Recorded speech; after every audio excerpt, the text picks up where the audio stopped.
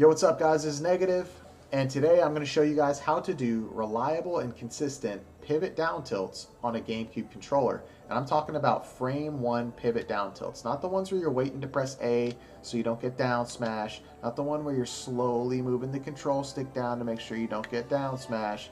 I'm talking about frame one, crisp, fresh, juicy, delicious down tilts straight out of the pivot. Alright, so how do we do it? Well, I've been on the Smashbox for the last 6 to 8 months, so I'm rusty as fuck. So you're going to have to excuse me. I'm going to show you guys how to do the technique. And then after that, I'm going to just splice in a couple clips of me doing them afterwards because I'm going to need some practice. All right? So, let's get it. Well, first off, if we want to do a pivot, right, we're going to dash this way. Then we're going to dash in the opposite direction for one frame. And when we let it go back to neutral, this is going to give us an empty pivot, and we can do whatever we want on this frame while Martha's standing up, right? But if we press down A right now, all the way down, we're going to get down smash, right? We'd have to tilt it to a very specific amount and then press the A button. So, what are we going to do? Well, when we want to do empty pivots, to do this and release it to neutral is just not going to be consistent for us because we have to get a frame perfect release every time. And why would we want to constantly do frame perfect releases? Especially if we're going to do a pivot after a pivot after a pivot after a pivot. It's just too much to ask to constantly have frame perfect releases. So one thing that people do is they do this and then they come back this way. They pull it past the midway point and then let it slip off of their finger, right? Like that. And that's one way that it comes out here, but it doesn't go all the way out, right? So it doesn't have as far to return to get back to that neutral point where it counts as being, you know, not in the run zone. That's going to like give you the second frame of run, and you're going to get spaghetti legs when you come to a stop, all right? Because we don't want that. So that is what some people do. They just drag it a little past and let go. But the problem is that now your thumb has to come back to the joystick, you're wasting time, and then the extra time that you spend, the more time you spend, now you have to slowly press down and press A. And the more time you spent, the faster you're probably going to want to do it, and now you're more and more likely to make mistakes. So it's just not a reliable and consistent way. Like, you can do it, but not like back to back to back to back with a tilt on top of it, right? Just too much. Because you got to do the empty pivot. I mean, empty pivot into the C stick, you can do that method, sure, because the thumb only has to do this, and then you can do this with this thumb. You don't have to return here and then go to a precise angle and press the A button. It's more just this thumb does one thing, this thumb does one thing, right? That's a lot easier than back to back, get here, tilt down, press A. So what else do we have? What other options? One thing that we can do is you can dash here, and immediately roll it all the way to the bottom. Like, almost like a moonwalk, right? You go like that.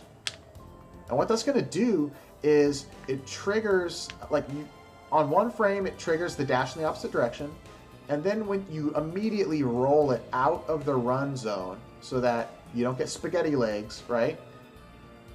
And now you get the empty pivot. But you still have to burn about 4 frames before you press A to make sure that you don't get down smash. So that's also just subpar, right? We don't want that because we're wasting time. Every single pivot, you're wasting 4 frames, which, you know, if we don't have to, why would we, right? So what other options do we have? One other option is we can dash here, then we hook it, right? We go here, and we do a little hook.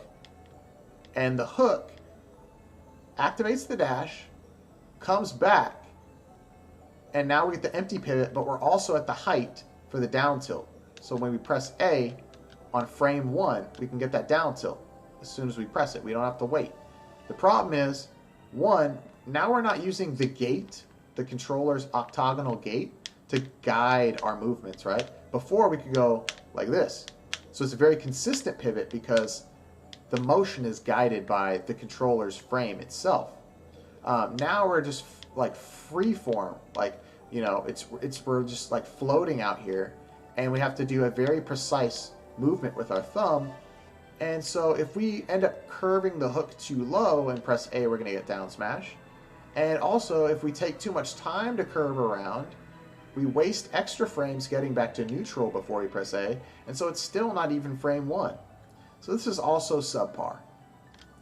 And I'll just show you the method that I used to use on my GameCube controller for doing pivot down tilts and keeping them extra crispy. So what we're going to do is we're going to do what I call a low dash, all right? And a low dash, we're not dashing into the cardinal. We're actually, let's say this is the cardinal, right? And here's the axe shield drop notch. We're going to go slightly above the shield drop notch, all right?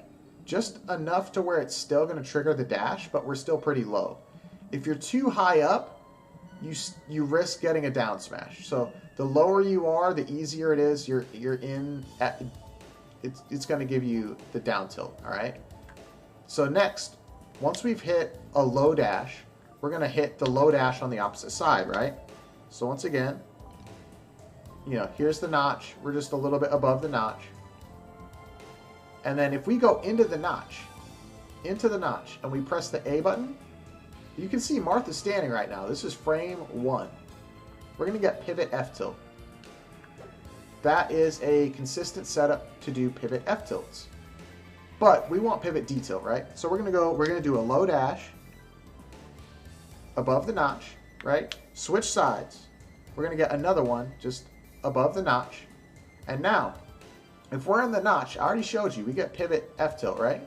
But if we're past the notch, all the way to the bottom even, anywhere in between that, and even behind it, this whole area, like from the first coordinate that's not the notch, all of this is pivot D tilt. So I can just hold down, press A, boom, frame 1, pivot D tilt. I'll show you one more time. So we're going to dash with the low dash, right? Low dash, switch sides, roll it to the bottom, press the A button, first frame D tilt. So basically it's low, you go low dash, straight across, and down. So like that. So it's almost like doing the previous motion where you went side, side, down, except the dashes are lower, right? They're hitting the side of the diagonal. It's like a diagonal almost. So you can either do diagonal, straight across, down, or you can already tilt it down and then go side, side, down, right? I prefer the diagonal straight across down because it doesn't require any setup beforehand. But this is a super easy way to get really, really consistent at doing pivot down tilts. They can get really, really like clean and crisp. So hopefully you guys can try this out and it works well for you. It worked well for me when I was on a GameCube controller, and I'll go ahead and just put in a few clips of me doing a few of them now. Probably going to take me a while since I suck ass on a GameCube controller now. But yeah, so check out the rest of the footage, and I'll see you guys in the next video.